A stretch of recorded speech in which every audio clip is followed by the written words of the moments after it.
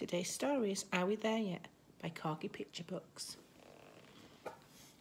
Ruby and Theo were setting off with Mum and Dad to visit Granny in the country. They made sure they had everything they might need. First they waited for the bus at the bus stop, but when it finally arrived, the bus went very, very slowly. Are we nearly there yet? Asked Ruby and Theo. Not yet, said Mum. I know why it's slow, whispered Theo. A wicked witch has cast a spell on the bus. We'll need to wait for a good wizard to stop her, said Ruby. Eventually they arrived at the station, just as the train was getting ready to set off. But the train kept stopping for no reason. Are we nearly there yet? Asked Ruby and Theo. Not yet, said Dad. I know why it keeps stopping, whispered Ruby. All the animals must have escaped from the zoo and got onto the track. We'll have to wait for the police and fire brigade to catch them and take them home, said Theo. Finally they reached Granny's station, where they took a taxi. The taxi driver was very friendly and asked all about their journey. But the taxi got stuck in a huge traffic jam.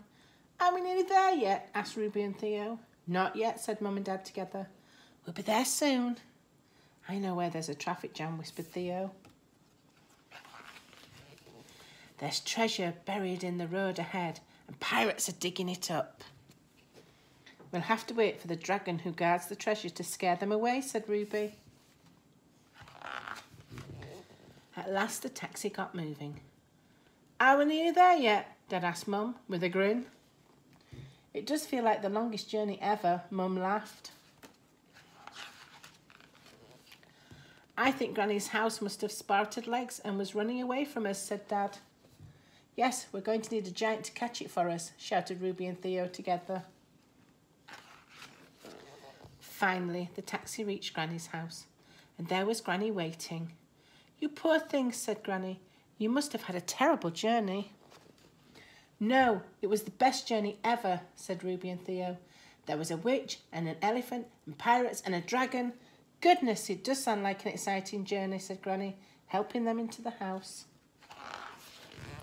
Well, you'll just have to come and visit more often, smiled Granny, giving Ruby and Theo a big hug.